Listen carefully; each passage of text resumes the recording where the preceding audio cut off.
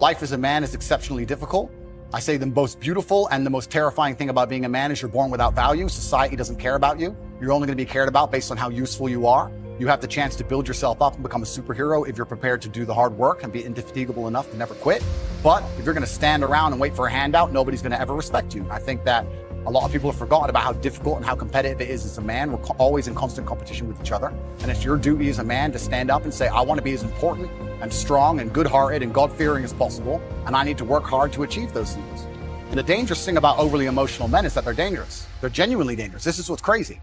All these people who talk about toxic masculinity and how bad it is for men to be traditionally masculine. A traditionally masculine man does things he doesn't feel like doing because it is his duty to do them. He charges into the burning building because it is his duty. Not because he feels like it, because it is his duty. We're now teaching the new generation of men that they don't have duty and they can just act on their feelings and act how they feel, and they don't have to act as a man should. Do you know what happens when you get men who just act how they feel?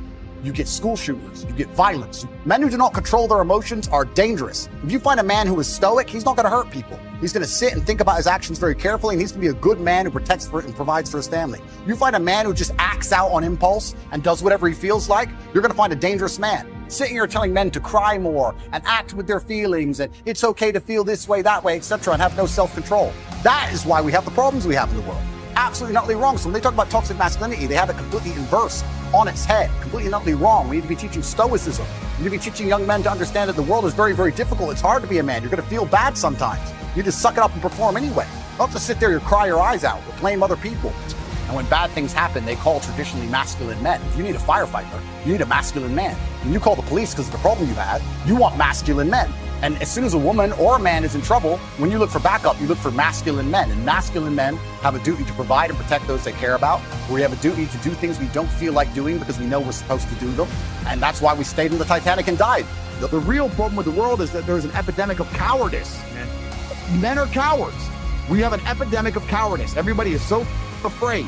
It's on the other side of fear that you're going to garner the respect of other individuals. You have to do things that they're afraid to do, meaning most likely you are also afraid. I've done a bunch of shit. I was afraid 87 times before I got in the ring and cage. It's scary, right? I lived a scary life. But by going through all of that, I am now respected. You have to learn to face your fear. I'm not saying not be afraid, because that's not brave. If you do something and you're not afraid, you're not brave. You have to be afraid and do it anyway. That's what courage is. So I'm not saying you can be as scared as you want, but you still have to go. We're living inside of a video game. Because in a video game, you're going to go through trial and tribulation. You're going to struggle to upgrade your character. And the reason you upgrade your character is when you get more stats, you can complete more difficult levels within the game. Life is exactly the same. The levels never end, but as you become better, you stand a better chance of completing them. So as you upgrade your character, you get further and further in the game, but the game never ends. That's the beauty of being a man. All these men are out here complaining that things are difficult. The reason it has value is because it's difficult.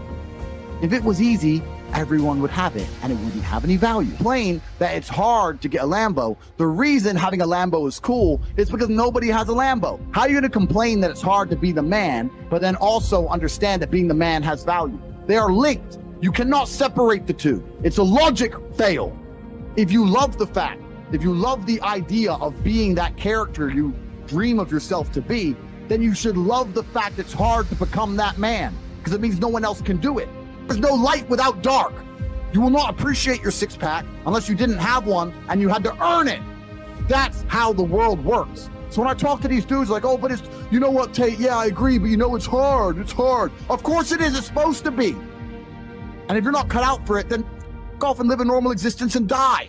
Sit there, letting other men enjoy the spoils of being a man and die. If that's what you want to do, is just sit there and exist and then be fade into history unremembered.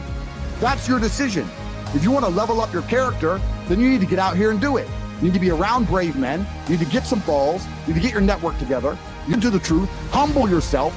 Stop sitting there with an ego. Realize you ain't shit. You're nothing but lucky.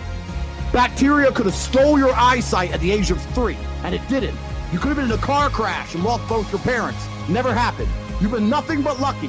Blind luck has given you a favorable hand, and you've managed to f*** it up. And they are trying to convince you that you should act how you feel. You should show more of your feelings. If you feel this way, you should show it. If you want to cry, cry. Look, I have no problem with guys crying. Sometimes guys cry, right? My dad died, I cried. I've cried once in 10 years, but it's not a default emotion for me. Sometimes you cry, right? But what I'm saying is the reason they're trying to bring out emotionality in you is because most of the time you don't feel like doing the things you're supposed to do. But the true masculine frame throughout history was doing the things they didn't want to do, but they knew they had to do because they had honor and duty. That's what honor and duty means. Do you think the men on the Titanic wanted to stay on the Titanic? No, we're men. We have to stay. We're scared, but we must. It's our duty to let the women and children on the lifeboats. Yeah. This is masculine duty. When you remove self-control from men, you get not only do you get emasculated weak men, but what you also get is very dangerous men. Because the world at large is trying to tell you, just be more in touch with your feelings and everything's going to be fine. Men also have an innate desire